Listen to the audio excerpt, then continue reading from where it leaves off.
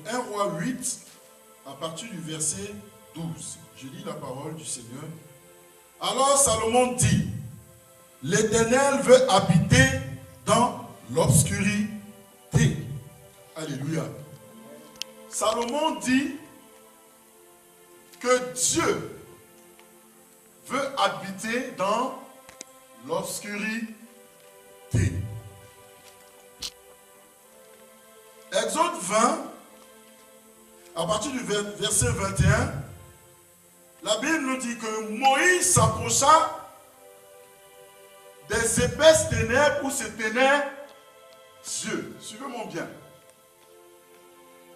Et le psaume 18, à partir du verset 12, nous dit, il faisait des ténèbres sa retraite. Gloire à Dieu. Le grand Dieu, le Dieu de lumière, alléluia.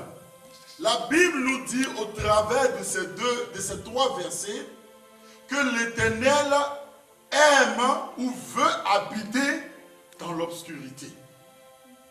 L'Éternel veut résider dans l'obscurité.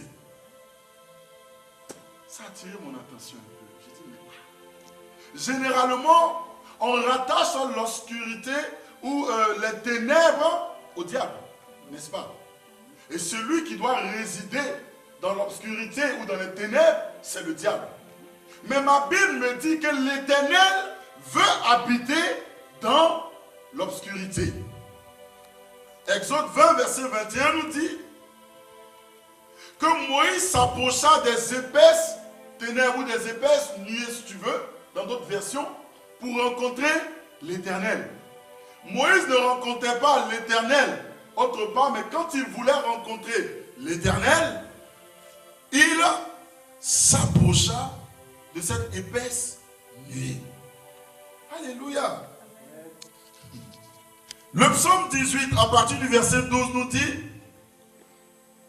que l'Éternel fait des ténèbres sa retraite. Waouh! Normalement, les ténèbres doivent être la retraite du diable, n'est-ce pas? Est-ce que tu me suis? Dis Amen. Quand je dis Alléluia, dis Amen, je vois que tu me suis un peu. C'est pour ça que je vais doucement, pour que tu comprennes un peu. Gloire au Seigneur. Au travers de ces versets, nous voyons que Dieu est souvent au milieu des ténèbres. Les ténèbres sont synonymes de douleur. Les ténèbres sont synonymes de souffrance. Les ténèbres sont synonymes de problèmes. Et normalement, en tant qu'enfant de Dieu, la logique voudrait dire que ce que nous sommes en train de vivre comme souffrance ou difficulté est dû au fait que le diable est à l'œuvre, n'est-ce pas? Mais la Bible dit que non. Que l'Éternel des armées, le Dieu en qui tu crois, en qui tu as mis ta confiance, il aime habiter dans l'obscurité. Il aime habiter, gloire à Dieu, il aime faire des ténèbres sa retraite.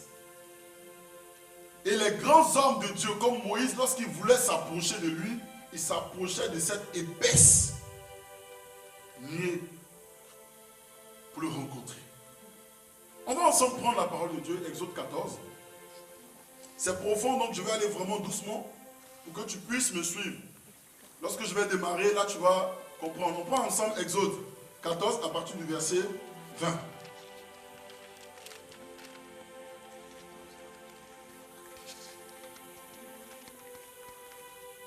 Rapidement, quand quelqu'un a trouvé, se lève, pas de souci. Je prends la bénédiction peut-être.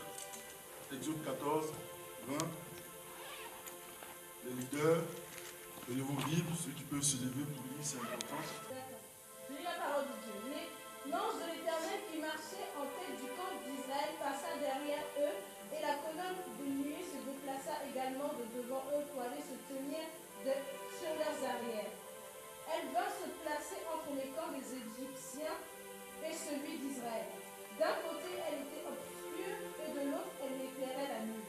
L'ange de Dieu qui allait devant le camp d'Israël, partit et alla derrière eux. Là, je vous explique un peu le contexte. Il s'agit du peuple d'Israël quand il sortait de l'Égypte. Face à la mer Rouge, Pharaon venait avec tous ses chars. Gloire à Dieu. Et la Bible dit que dans le désert, durant toute cette marche dans le désert, lorsqu'ils étaient en train de fuir, du moins, ils étaient conduits par une nuée, une colonne de nuée. D'accord? Dans laquelle résidait l'ange de Dieu. Mais lorsque les adversaires venaient, la Bible nous dit que l'ange qui était devant, l'ange qui était dans cette épaisse nuée, gloire à Dieu, est allé derrière eux et la colonne de nuée qui les précédait partit et s'éteint derrière eux. En gros, l'ange qui était devant pour les guider, voyant le diable, Pharaon, animé d'un esprit impur, avec toutes ses chars venir à la trousse du peuple d'Israël, l'ange, qu'est-ce qu'il fait? Il quitte devant eux, il passe derrière eux et dresse la colonne de nuée. Vous me suivez? Pour les protéger. Verset 20. Elle se plaça entre le camp des Égyptiens et le camp d'Israélites. Cette nuée était ténébreuse d'un côté et de l'autre, elle éclairait la nuit. Ça veut dire que lorsque cette colonne, parce que la nuée, normalement quand on met une nuée devant quelqu'un, la personne ne voit pas devant, d'accord? Une nuée très épaisse, elle peut être considérée comme des ténèbres. Parce que quand il y a le noir, tu ne vois rien devant. C'est pareil une nuée. Voilà pourquoi j'identifie un peu la nuée aux ténèbres. Gloire à Dieu. Et dans cette nuée, Dieu y était. Amen. Donc cette nuée passe derrière pour mettre la séparation entre le camp des Égyptiens et le camp des Israéliens. Alléluia. Mais la Bible nous dit que lorsque cette nuée s'est dressée, du camp des Égyptiens, il faisait nuit. Et du camp des Israélites, il faisait jour. Et nous voyons que, au travers de cela, dans la vie de beaucoup d'enfants de Dieu, ils rencontrent cette nuée ténébreuse. Alléluia. Et j'identifie, comme j'ai dit tout à l'heure, aux ténèbres la souffrance, les difficultés, plein de choses que nous pouvons expérimenter. Et beaucoup d'enfants de Dieu expérimentent cela et le vivent mal parce qu'ils ne sont pas du bon côté de la nuée. Est-ce que vous me suivez? La Bible dit qu'il y avait la nuée qui s'est mise entre le peuple d'Israël et le peuple d'Égypte. Mais il se trouve que cette même nuée avait double apparence. Alléluia. Du côté des Égyptiens, elle était comme des ténèbres. Et du côté des Israélites, il y avait de la lumière. Cela doit nous amener à comprendre que pour que nous puissions avoir de la lumière dans les épreuves, il va falloir être du bon côté. Est-ce que tout le monde me suit? Amen. Lorsque tu es du mauvais côté, alors tu n'auras pas de lumière. Ça veut dire qu'il peut y avoir des ténèbres, il peut y avoir des difficultés, il peut y avoir des problèmes. Il peut y avoir des problèmes dans ta vie. Alléluia. Mais lorsque tu es du mauvais côté, tu ne peux expérimenter dans les problèmes la lumière. Je reprends encore. Nous pouvons expérimenter plein de choses qui nous attristent, qui nous accablent. Nous pouvons expérimenter plein de choses qui sont difficiles à surmonter et à supporter dans notre vie. Mais dans cette épreuve, dans cette épaisse nuée ténébreuse, alléluia, là-dedans, en tant qu'enfant de Dieu, il est important que nous choisissions le bon côté. D'autres, dans les difficultés, pleurent. D'autres, dans les difficultés, réunissent Dieu. D'autres, dans les difficultés, trouvent l'occasion de manifester des actions qui ne sont point à la gloire de Dieu.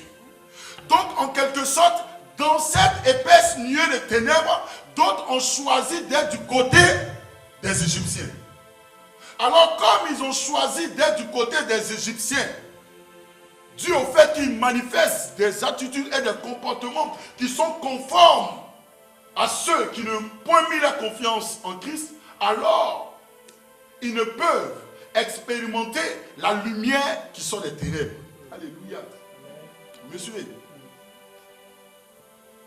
Pour dire que nous pouvons expérimenter des ténèbres, mais en réalité, ce n'est pas des ténèbres. Lorsque nous sommes du bon côté. Parce que Dieu permettra toujours qu'il y ait de la lumière. Alléluia. Et être du bon côté, ça veut dire quoi? Lorsque je traverse des choses accablantes, alléluia, je me confie en Dieu. J'ai le regard tourné vers Dieu. Ma confiance, ma foi ne change pas.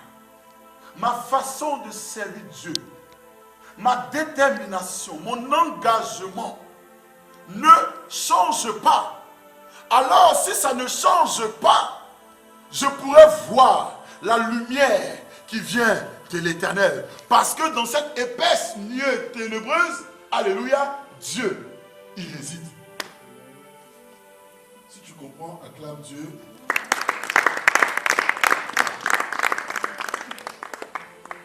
Donc le problème est que, en tant qu'enfants de Dieu, nous ne savons pas parfois de quel côté nous nous positionnons. Parfois nous nous oublions et nous nous plaçons du côté égyptien. Et aussi longtemps que nous nous placerons du côté égyptien, nous allons expérimenter le noir qui vient des ténèbres. Alléluia. La Bible dit, verset 19, que l'ange de Dieu qui allait devant le camp d'Israël partit et alla derrière eux, et la colonne de nuée qui les précédait partit s'éteint derrière eux. Elle se plaça entre le camp des Égyptiens et le camp d'Israël. Cette nuée était ténébreuse. D'un côté et de l'autre côté, elle éclairait la nuit. Alléluia. Bien, mais combien d'entre nous sont prêts à continuer à placer la confiance en l'Éternel? Combien d'entre nous sont prêts à placer la confiance en l'Éternel tandis que les ténèbres les ont envahis? Combien d'entre nous sont prêts à s'accrocher à Dieu tandis que les problèmes subsistent dans leur vie? Combien? Combien sont prêts à se positionner du bon côté? Combien sont prêts à louer Dieu tandis qu'ils marchent au milieu des ténèbres? Combien? Très peu, bien-aimés. On dit qu'on est en Christ, mais très peu. Parce que celui qu'on a connu hier et celui qu'on connaît aujourd'hui dans l'épreuve, on voit deux comportements différents. Alléluia. On a vu un homme qui avait la joie de vivre. On a vu un homme qui avait la joie de servir Dieu. On a vu un homme ou une femme ou une jeune fille ou un jeune garçon qui avait la joie de louer Dieu. Alléluia. Mais lorsque cette épaisse nuée est apparue dans la vie de cette personne, le comportement de cette personne a changé. Et sans le vouloir, la personne s'est positionnée du côté égyptien où tu expérimentes réellement. Même qu'il y a les ténèbres, où il peut y avoir les ténèbres dans ta vie, dans ces ténèbres, lorsque tu regardes vers lui, il est capable de t'apporter de la lumière. Et les ténèbres qui sont censées être le noir ne seront plus du noir pour toi, mais seront un éclat pour toi. Amen. Alléluia. Amen. Mais beaucoup d'entre nous, nous ne savons pas de quel côté nous positionner. Et beaucoup sont meurtris, beaucoup ne voient pas la lumière, beaucoup ne voient pas le jour, beaucoup ne voient pas ou n'expérimentent pas ne serait-ce qu'une petite lueur. Alléluia. Pourquoi? Parce qu'ils se sont positionnés du mauvais côté. Du côté du manque de confiance envers Dieu, du côté du murmure envers Dieu, du côté de l'accusation envers Dieu, du côté du découragement, du mépris, du désengagement face à Dieu. Et aussi longtemps que ces personnes réagissent comme les Égyptiens, ils réagissent comme les mondains. Alléluia. Alors, il n'y aura pas de lumière pour eux. Nous prenons ensemble Ésaïe 50 à partir du verset 10.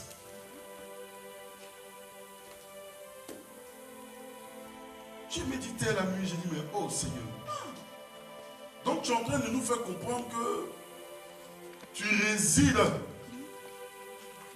dans l'obscurité. Tu es en train de nous faire comprendre que tu te caches dans l'obscurité. Et tu attires notre attention à ce qu'on te trouve dans l'obscurité. D'où vient le thème trouver Dieu dans les ténèbres. Alléluia. Ésaïe 50, à partir du verset 10. On y va? Il est écrit, Oui. quiconque parmi vous craint l'Éternel, qu'il écoute la voix de son serviteur. Quiconque marche dans l'obscurité et manque de lumière, qu'il se confie dans le nom de l'Éternel et qu'il s'appuie sur son Dieu. Alléluia. Quiconque marche dans l'obscurité et manque de lumière, qu'il se confie dans le nom de l'Éternel. Mais Dieu au préalable, quiconque parmi vous craint l'Éternel, qu'il écoute la voix de son serviteur. Alléluia.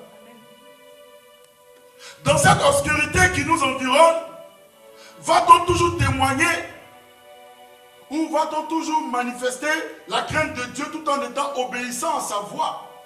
Alléluia.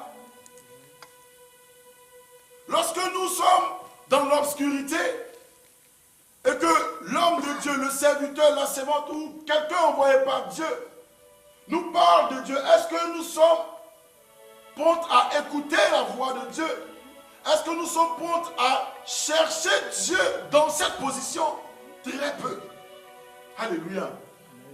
Il dit, quiconque parmi vous craint l'Éternel, qu'il écoute la voix de son serviteur. Bien aimé, craindre l'Éternel, ça sous-entend que nous nous écartons de tout ce qui ne le glorifie pas. Ça sous-entend également que nous sommes prompts, malgré ce que nous vivons, de l'honorer, de le vénérer et de le lever. Alléluia. Et dans l'obscurité, dans les ténèbres, chacun d'entre nous aspire à voir de la lumière. Chacun d'entre nous aspire à voir le jour. Chacun d'entre nous aspire à découvrir ou du moins à expérimenter de belles et de bonnes choses. Alléluia. Mais la Bible dit, Isaïe, celui-là qui veut de la lumière, qu'il se tourne vers Dieu. Il ne dit pas que celui-là qui est hors de l'obscurité, il ne dit pas que celui-là qui est hors des difficultés, il ne dit pas que celui-là qui est hors des problèmes, mais il dit que celui qui est dedans,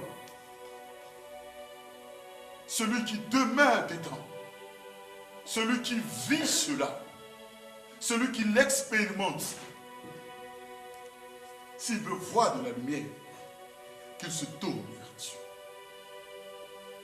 Alors j'attire l'attention de chacun d'entre nous, hommes, femmes, jeunes, enfants, à tourner vos regards vers Dieu lorsque vous expérimentez de l'obscurité. Ne pensez pas que Dieu est hors de l'obscurité, mais il est dedans. Et là-dedans, il est capable de se révéler à toi. D'où vient la parole qui dit que rien ne nous arrive si l'Éternel Dieu ne l'a permis. Ça veut dire que si tu as expérimenté de l'obscurité, ça veut dire que quelque part, Dieu a permis. Et si Dieu a permis, ça veut dire qu'il est dedans. Hey, est-ce que vous me suivez un peu? Et s'il est dedans, il faut le chercher. Il faut le chercher. Tu veux avoir des compréhensions, tu veux avoir plein de choses, il faut le chercher. Du pourquoi, du comment, il faut le chercher. Parce que si Dieu ne voulait pas, tu n'allais pas expérimenter cette obscurité. Alléluia. Je vais doucement pour vous aujourd'hui. Prenons ensemble Proverbe 8 à partir du verset 13. On lit beaucoup aujourd'hui. Comme vous venez très peu aux enseignements, je vais vous faire lire aujourd'hui.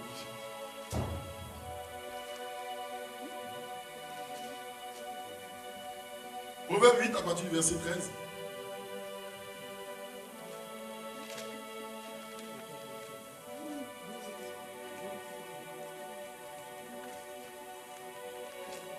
Proverbe 8 à partir du verset 13.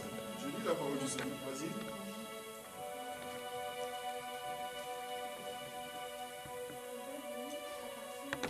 Verset 13. Révéler l'Éternel, c'est détester le mal. Je déteste l'orgueil, la suffisance et la conduite mauvaise. Amen. Et la bouche menteuse. Je veux une autre version où on parle de crainte. Qui a dans sa version à la crainte? Vas-y. Craindre l'Éternel, c'est détester le mal, l'arrogance, l'orgueil, la voix du mal et la bouche perverse. Voilà ce que je déteste. Amen. Quelqu'un d'autre version? La crainte de l'Éternel, Oui. c'est la haine du mal. La crainte de l'Éternel, c'est la haine du mal. L'arrogance et l'orgueil, la voix du mal et la bouche perverse, voilà ce que je hais. Donc vous comprenez, merci, que la crainte de l'Éternel, c'est la haine du mal. Celui qui craint Dieu est celui-là qui n'aime pas le mal. Tu ne peux dire que tu crains Dieu et tu vas aimer le mal.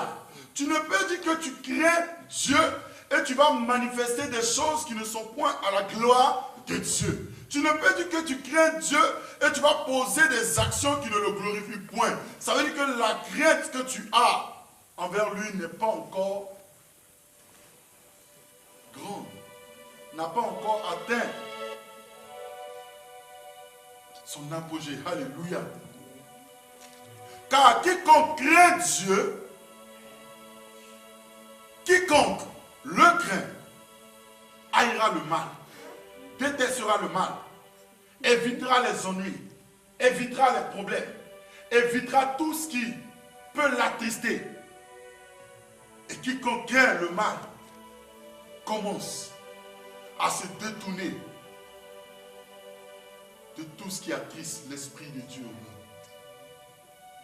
Alors il est vital de découvrir et de manifester la foi en un Dieu qui demeure dans les ténèbres.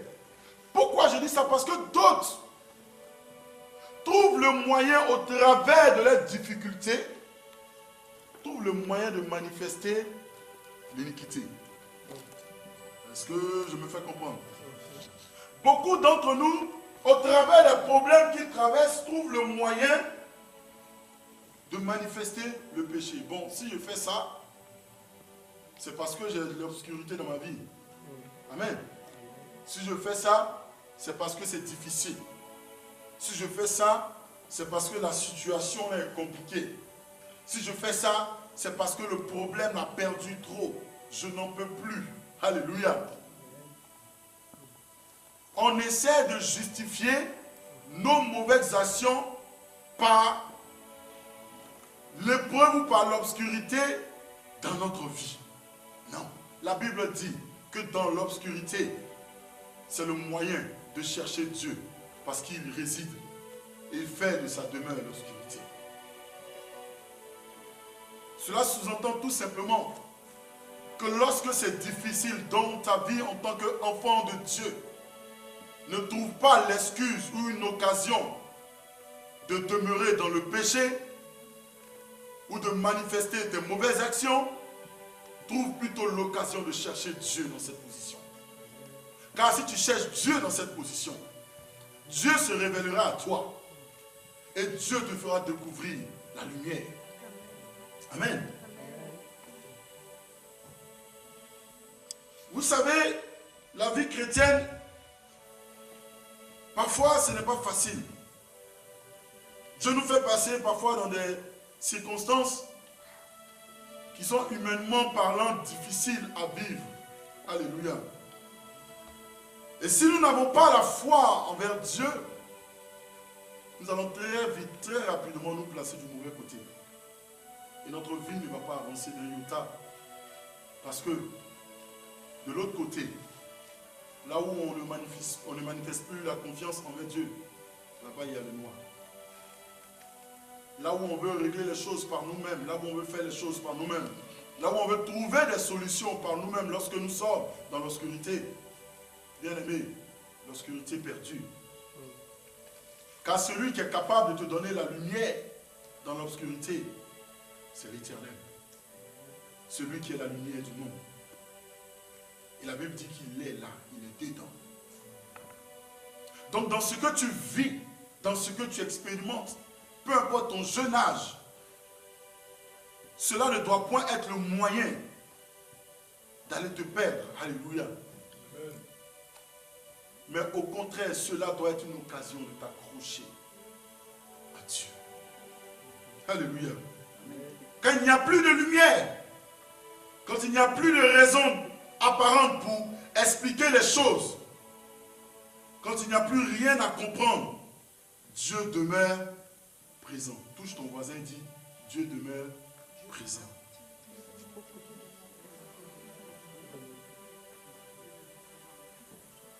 Touche-le.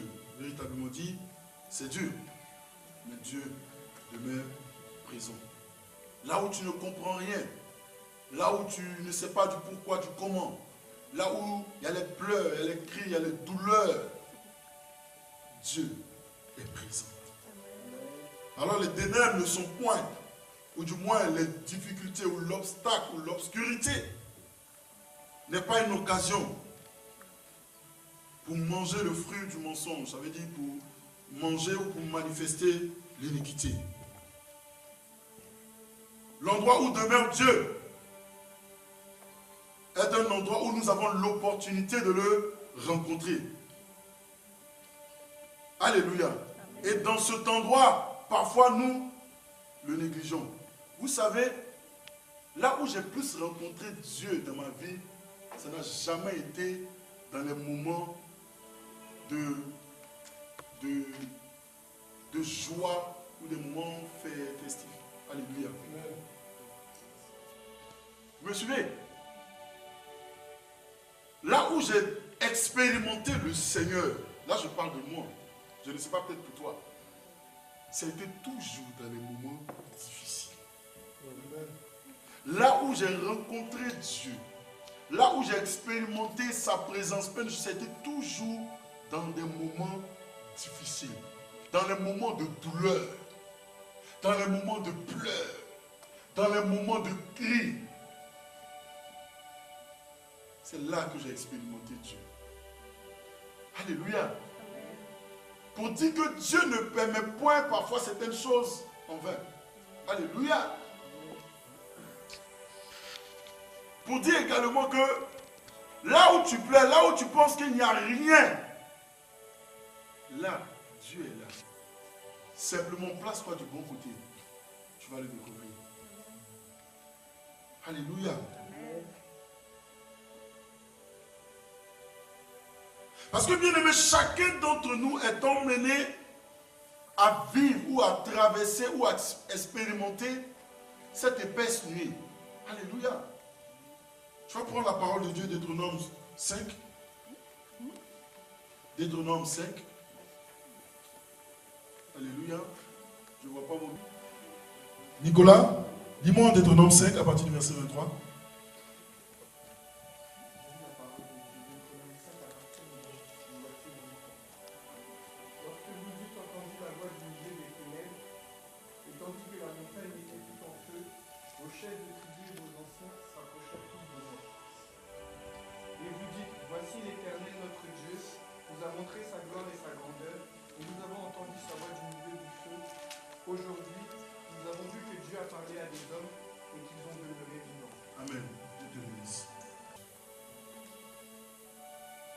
Donc la Bible dit que dans cette position-là, ils ont rencontré l'Éternel.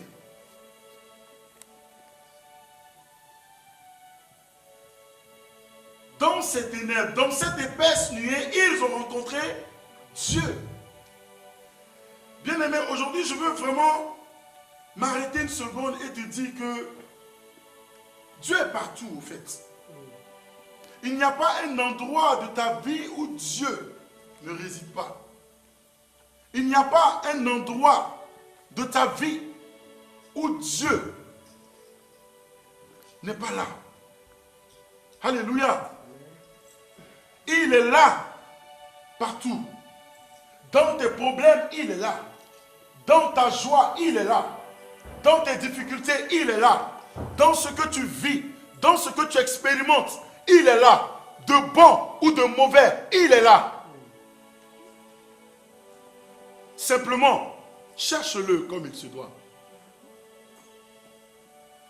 D'autres même ont trouvé le moyen dans la joie d'oublier Dieu. Il y a des gens, quand ils sont bénis, ils oublient Dieu. Alléluia. Amen. Il y a des gens, quand tout va bien, ils oublient Dieu. Pour vous dire que dans les deux sens du terme, que ce soit dans le bonheur, lorsqu'on se positionne du mauvais endroit, on oublie Dieu. On oublie Dieu. On se dit que ce que nous sommes en train de vivre, on oublie que c'est Dieu qui est la conséquence de cela. On oublie d'où on vient. Alléluia. On oublie. Également, lorsque d'autres sont en train de pleurer, aussi ils oublient Dieu. Ils oublient Dieu. Mais il n'y a aucun périmètre de ta vie où Dieu n'est pas là. C'est-à-dire, même dans l'abondance, tu lui rends toute la gloire et tu le bénis parce que tu es reconnaissant face à ses bienfaits manifestés à ton égard. Alléluia. Mais également dans les pleurs, tu bénis Dieu. Parce que Seigneur, toi seul sais ce que je suis en train de vivre. Toi seul sais pourquoi. Et toi seul, façon de trouver Dieu dans les problèmes. En gros, dans ce que tu es en train de vivre, tu manifestes une forme de foi. Je ne comprends pas ce qui m'arrive. Je ne sais pas ce que je vais vivre plus tard. Je ne sais pas ce que je vais expérimenter plus tard. Mais je suis conscient que le Dieu qui est établi sur ma vie ne m'abandonnera pas et ne fera rien pour me faire du mal. Même si je souffre maintenant, je sais qu'il a la capacité de transformer cette souffrance en un sujet de joie. Alors, dans ce que je vis et dans ce que j'expérimente, gloire au Seigneur, je bénis Dieu. Amen. Jean pouvait dire que je cherchais le bonheur, mais c'est le malheur qui est venu à moi. Alléluia. Jean 30, 26. Je cherchais le bonheur, comme chacun d'entre nous. Nous cherchons le bonheur, n'est-ce pas? Qui cherche pas le bonheur? Qui cherche le bonheur? Lève la main. Oui. Oui. Donc, nous tous, nous cherchons le bonheur.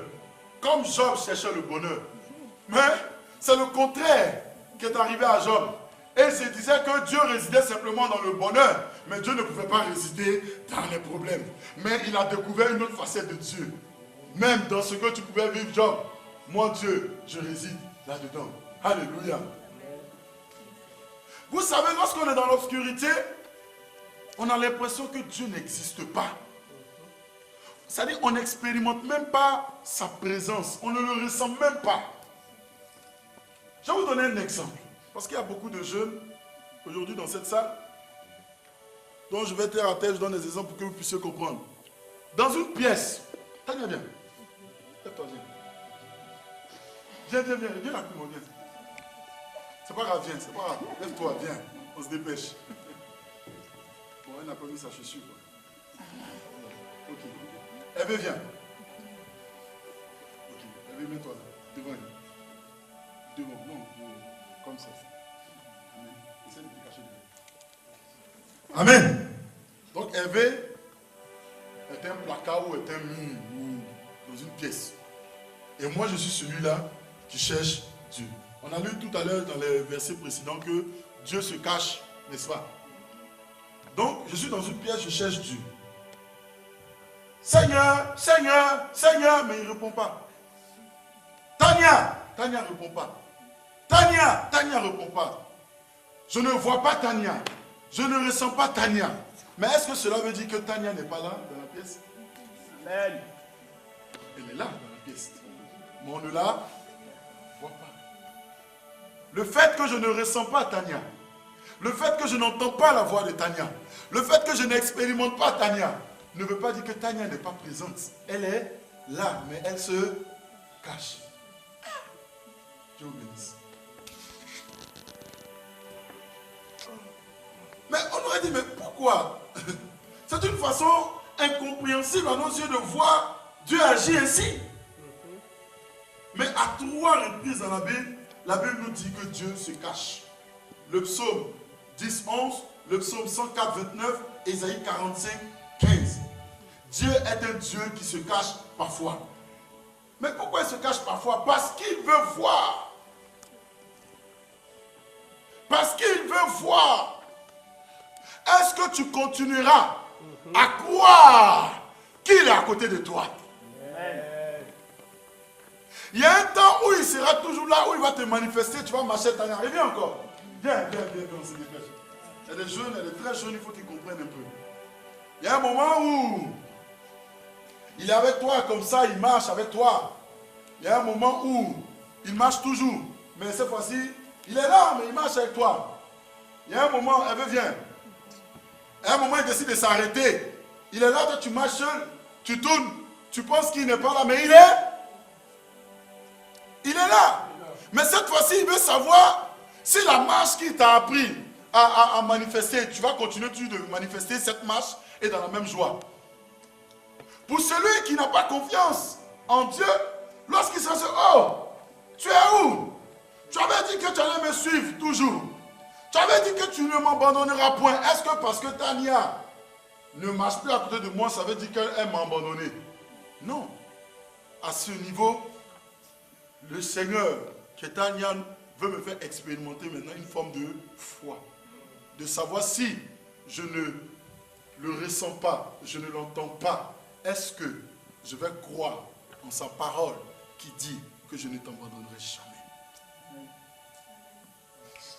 Voilà pourquoi David était dans cette révélation, il disait, quand je marche dans l'ombre de la vallée de la mort, quand je marche dans l'ombre de la vallée de la mort, je ne crains aucun mal, car je sais que tu es avec. Voilà un état d'esprit. En gros, il est en train de dire, même quand la mort est le lasse, comme on dit, c'est le terminus. Il dit, même lorsqu'il est proche de ça, lorsqu'il expérimente ça autour de lui, lorsqu'il vit cela, malgré ça, il ne craint pas parce qu'il sait que tu es là. Alléluia. Il pouvait dire, mais dans l'ombre de la vallée de la mort, dans cet endroit de souffrance, d'obscurité, de ténèbres, normalement, tu n'es pas là. Il pouvait pleurer, mais là, il dit, lui, il ne s'inquiète pas. Dedans, il ne craint rien, car il sait que son Dieu est là. C'est une forme de maturité. Alléluia. C'est une forme de maturité. Est-ce que, si Tania ne parle plus, si Tania se cache, Tania, cache-toi. Tania, oh Seigneur, m'as-tu abandonné? Seigneur. Et après, je suis là, je disais, le Seigneur au final n'est pas correct. Il avait dit qu'il marchait avec moi. Il avait dit qu'il ne m'abandonnera jamais. Il y a le feu qui vient, Tania. Non. Le Seigneur n'est pas bien. Pourquoi il fait ça? Pourquoi au début il a marché avec moi? Pourquoi il m'a emmené jusqu'à ce niveau? Et là où j'ai le plus besoin de lui, je l'appelle, il ne répond pas. Là-dedans, beaucoup se disent, est-ce que Dieu existe réellement?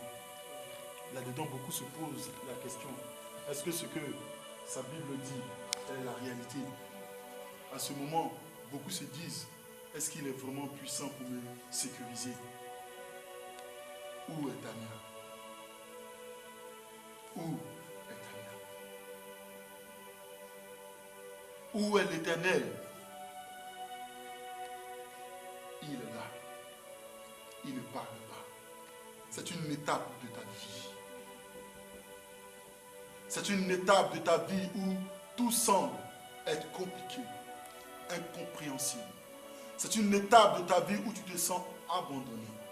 C'est une étape de ta vie où les choses dans ton esprit ne collent pas. Mais Dieu dit, il est là. Il est là. Positionne-toi du bon côté et tu seras éclairé par sa lumière. Tous ceux qui arrivent à être dans la joie lorsqu'ils sont dans l'épreuve, ce sont ceux-là qui sont positionnés du bon côté. Parce qu'au fait, il y a les ténèbres, il y a les difficultés, mais ils ne voient plus les difficultés. Ils voient la lumière. Alors, ce qui les environne, ce qu'ils sont en train d'expérimenter n'a aucun impact sur eux. Les ténèbres ne sont plus ténèbres pour eux. Les ténèbres sont lumière pour eux. Et en tant qu'enfants de Dieu, nous sommes appelés. Dieu vous bénisse. On acclame le Seigneur pour les livres. Oh mon Dieu. Amen. Et à ce moment vraiment de ta marche chrétienne, il est important. Si tu veux sortir victorieux et victorieuse de cette situation, il est important que tu te positionnes du bon côté. Dieu ne t'a pas abandonné. Dieu ne t'a pas délaissé. Dieu ne t'a pas oublié. Nous allons prendre un dernier verset, nous allons nous arrêter à ce verset aujourd'hui.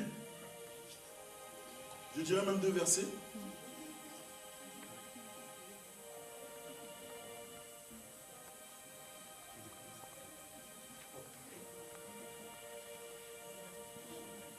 Jérémie 15, à partir du verset 19.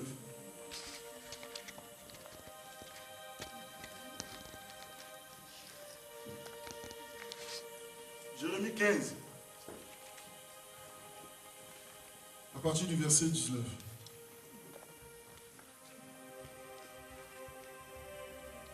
Voici la réponse de l'Éternel. Si tu reviens à moi, je te rétablirai. Tu pourras te tenir à mon service. Si ce qui est précieux, tu le sépares de ce qui est indigne. Tu seras mon porte-parole. Ils reviendront à toi, mais ce n'est pas à toi de revenir vers eux. Et je ferai de toi en face de ce peuple comme un rempart de bronze inébranlable. Ils te feront la guerre, mais ils ne te vaincront pas sur toi. Car je suis avec toi et je te protégerai et je te délivrerai. L'Éternel le déclare. Alléluia. Je vais moi-même relire ce verset parce qu'il me fait du bien. Aujourd'hui, je suis venu parler à votre cœur. Je ne sais pas ce que vous êtes en train de vivre de façon personnelle dans votre vie. Mais les ténèbres ne sont pas synonymes d'abandon de Dieu. Alléluia. Les difficultés, les problèmes que tu vis ne sont pas synonymes d'abandon de Dieu. Dieu veut te faire passer à une autre étape, à cette étape de foi. Voir si ton engagement dès le début est vraiment sincère. Ton engagement de le suivre et de croire en lui. Dieu, à cette étape, veut voir si vraiment tu l'aimes, si vraiment tu es prêt ou prête à tout. Peu importe ce que tu vis et tu traverses. Jérémie 15, verset 19, je lis la parole. C'est pourquoi ainsi parle l'Éternel. Dieu nous parle. Si tu te rattaches à moi, je te répondrai et tu te tiendras devant moi. Tu veux une réponse. Tu attends quelque chose de Dieu. Rattache-toi à lui. Alléluia. Si tu te sépares de ce qui est précieux, si tu sépares du moins ce qui est précieux de ce qui est vil, tu seras comme ma bouche. C'est à eux de revenir à toi, mais ce n'est pas à toi de retourner vers eux. Lorsque dans ta vie, ce que tu es en train de vivre est là-dedans, tu sais faire la séparation entre ce qui est vil et ce qui est agréable à Dieu. Ainsi, tu auras la bouche de l'Éternel. Cela sous-entend que lorsque tu es en train de vivre certaines choses et que tu confesses la vérité de Dieu, tu confesses les promesses de Dieu, Tu bénis Dieu. Jérémie nous dit que tu as la bouche de l'Éternel. Alléluia. Pour finir, tu vas prendre le psaume 139.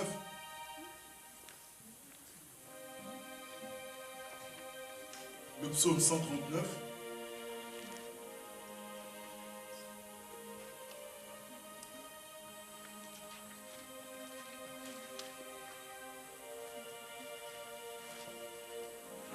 Le psaume 139 à partir du verset 12. Il est écrit, Il est écrit, même les ténèbres ne sont pas obscures pour toi. est-ce que vous comprenez un peu? Même les ténèbres ne sont pas obscures pour toi. La nuit brille comme le jour et La les nuit ténèbres brille comme le jour. et les ténèbres comme la lumière. Et les ténèbres comme la lumière. Il parle de l'Éternel. Il dit qu'aux yeux de Dieu, les ténèbres ne sont pas en réalité obscurcies. Amen. Il dit aux yeux de Dieu, la nuit brille comme le jour et les ténèbres comme la lumière. Aux yeux de l'Éternel, le jour et la nuit sont pareils. Alléluia. Aux yeux de Dieu, le jour et la nuit sont pareils. La nuit n'a aucune influence sur Dieu. Dans la nuit, il voit pareil. Le jour, il voit pareil. La nuit, il est pareil. Le jour, il est pareil. Il ne change pas. Cela nous amène à comprendre une chose. Si nous avons le regard de Dieu, la nuit sera lumière pour nous. Si nous avons le regard de Dieu, les ténèbres seront lumière pour nous. Celui qui, ou celle qui n'est pas prête à expérimenter l'obscurité ou les difficultés en Christ, bien aimé, le Seigneur ne t'a pas encore touché. Parce que c'est le b.a.-ba de la marche chrétienne. Celui ou celle qui n'est pas prête ou prêt à vivre des épreuves et des difficultés en Christ pour en sortir victorieux de par la foi manifestée, tu n'es pas à la bonne place. Parce que la Bible dit, or, tous ceux qui veulent vivre copieusement en Christ seront persécutés. Voilà ce que la Bible dit.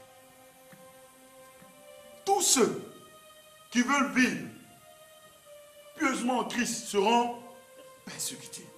Ça veut dire que ça fait partie de nos quotidiens. La persécution, les épreuves, les difficultés font partie de notre quotidien parce que nous avons un adversaire qui est redoutable. Mais Dieu nous dit une chose. Les ténèbres ne vont point prévaloir sur vous. Ça veut dire quoi? Tout ce que vous allez expérimenter, tout ce que le diable va manifester dans votre vie, il vous donne la capacité, l'autorité nécessaire de pouvoir triompher de cela. Alors, les ténèbres ne sont plus ténèbres pour vous, mais la lumière est lumière pour vous. Rappelez-vous de Shadrach, de Meshach, Abednego. On leur a dit qu'on va les jeter quoi? Dans le feu. Ils pouvaient dire, oh Seigneur, où es-tu? Ils ont dit une parole. Même si Nebuchadnezzar, tu nous jettes là-dedans, notre Dieu nous délivrera. Parce qu'ils savent que même dans le feu, même dans les choses les plus douloureuses, Dieu est dedans pour nous sortir de là. Ils avaient la foi en cela. On les a jetés. L'Éternel les a sortis de là. La Bible dit qu'ils marchaient même avec eux dedans. Nebuchadnezzar a jeté Daniel dans la fosse aux lions. Où il y a des lions, des gens qui sont capables de, disons, les animaux qui sont capables de vous dévorer. Là-dedans, il a manifesté sa foi et il a cru que même ce qu'il vit, Dieu est capable de pouvoir le sorti de là. La Bible dit que lorsqu'on l'a jeté là-dedans,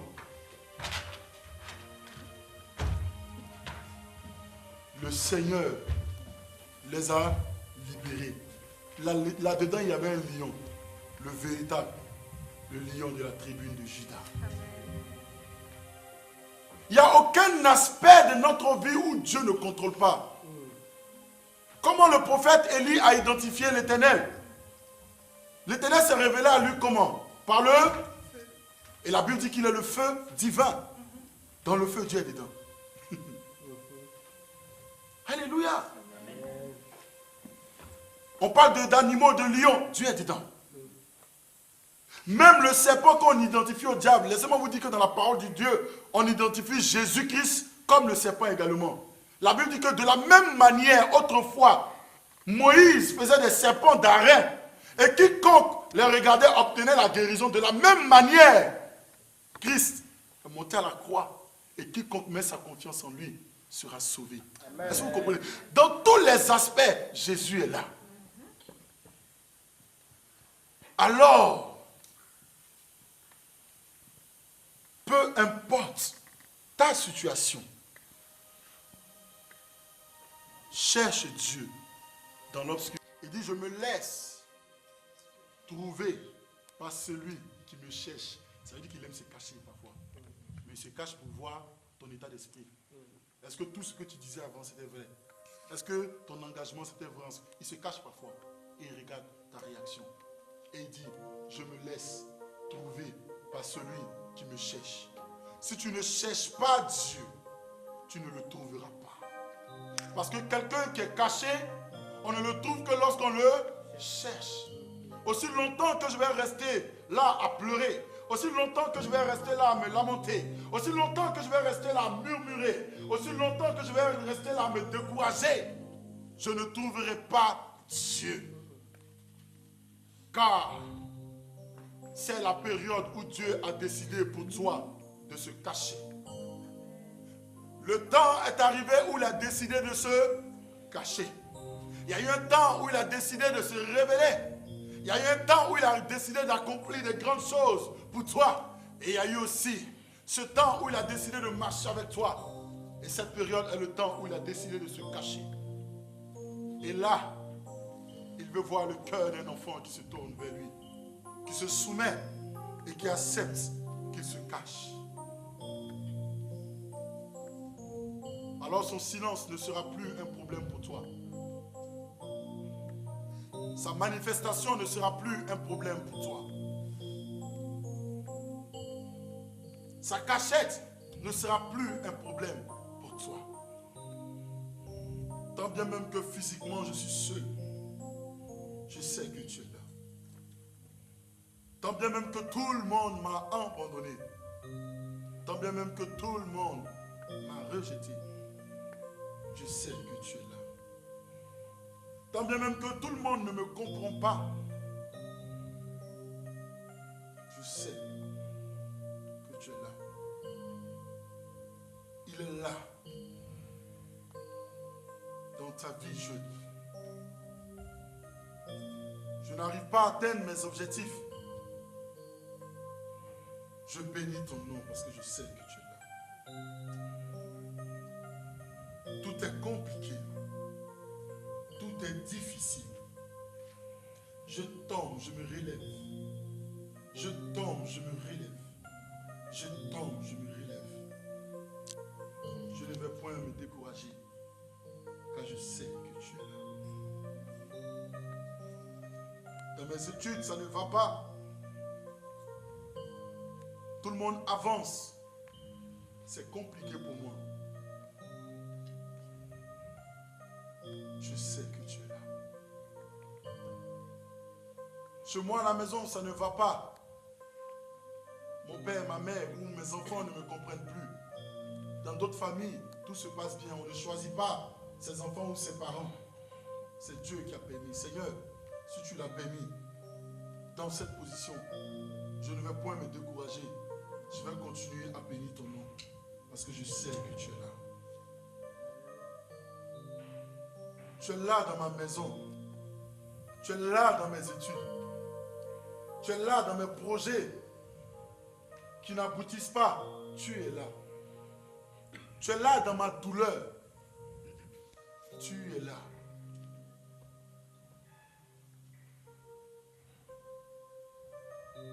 Est-ce que tu veux le bénir ce matin? Lève la main. Est-ce que quelqu'un veut dire que Seigneur, je te bénis parce que je sais que tu es là? Tu vas baisser la tête et tu vas parler à Dieu. Seigneur, c'est compliqué, mais je sais que tu es là. Et ta parole m'enseigne que les ténèbres seront ténèbres pour moi, simplement si je me mets du mauvais côté.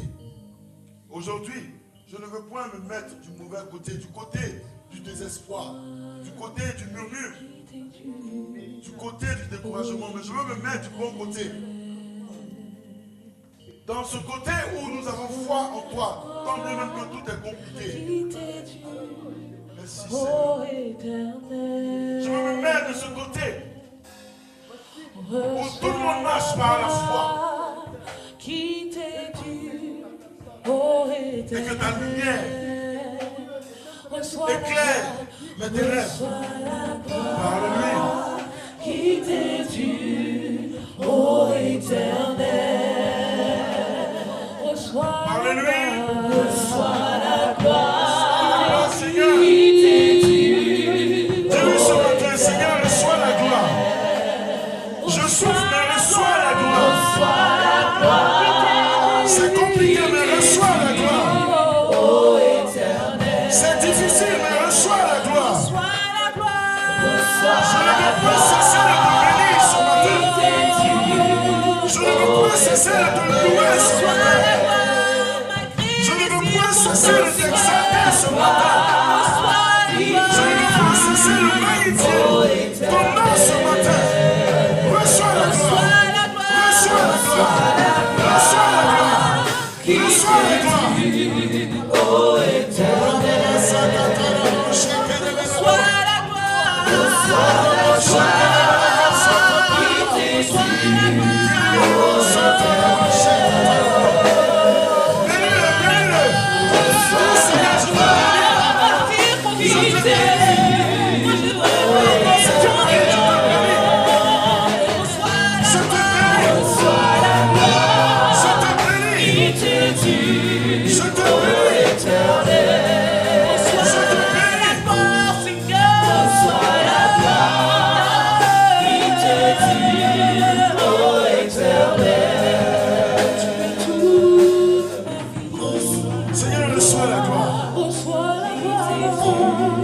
Reçois la gloire. Reçois la gloire.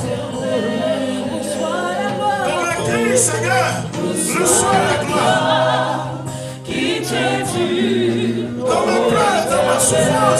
ô Éternel.